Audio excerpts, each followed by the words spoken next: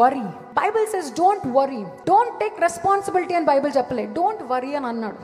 చాలా మంది రెస్పాన్సిబిలిటీస్ తీసుకోకుండా ఉంటారు. దేవుడు వరి అవుతా అన్నాడు కదా, పర్లేదు పడుకున్నా లేసినా కూడా ఆయనే మనకు బట్టలు ఇస్తాను అన్నాడు కదా, పూలు కూడా ఇరిగిపోకుండా చెదరిపోకుండా కాపాడుతాను అన్నాడు కదా, పూలకే బట్టలు ఇస్తాడు నాకు ఇవ్వడా అని ఏం పనులు చేయకుండా ఉంటారు.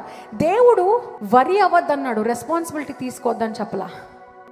రెస్పాన్సిబిలిటీస్ తీసుకోవాలి. ఆ రెస్పాన్సిబిలిటీస్ గురించి ఎక్కువగా ఆలోచించడాన్నే వరి అంటారు. ఆ వరియే నేను స్ట్రాంగిల్ చేస్తుంది, గొంతు పిసకడం లాంటి ఫీలింగ్ అనమాట. స్ట్రాంగిల్ అంటే ఏంట్రా బాబు ఈ లైఫ్, ఎటువైపు చూసినా ముళ్ళు గుచ్చుకుంటా ఉంది, ఇటువైపు ఫ్రెండ్స్ గుచ్చుతున్నారు, ఇటువైపు జాబ్, ఇటువైపు ఇది అది ఇది అది ఎక్కువగా ఆలోచించేస్తారు కదా. ఉన్నదాన్ని ఎంజాయ్ చేస్తూ చేయాలనే థాట్ ఉండదు. ఎప్పుడు అమ్మో ఇప్పుడు నా ఉద్యోగం ఉంటుందో పోతుందో, అమ్మో డిస్ తగులుతుందేమో, వీళ్ళకి తెలిస్తే నాకు పోతుందేమో, ఎప్పుడు ఏదో ఒక ఆలోచన. ఇచ్చిన దాన్ని ఎంజాయ్ చేయరు.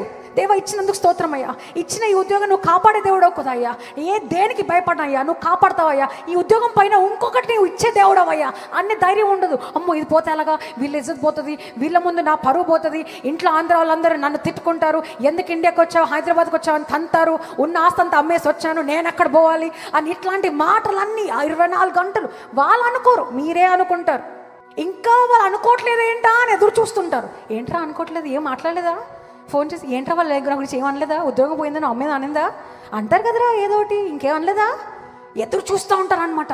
ఎప్పుడు తిడతారా, ఎప్పుడు కొడతారా, ఎప్పుడు బూతులు మాట్లాడతారు, ఎప్పుడు శపిస్తారా. You waiting, you worrying so much about what they are thinking and it's strangling you.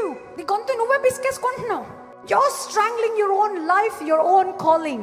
నీ పిలుపు, నీ ఫోకస్, నీ ఉద్దేశం అంతా నీ డిస్ట్రాక్షన్, నువ్వే డిస్ట్రాక్ట్ అయిపోతున్నావు.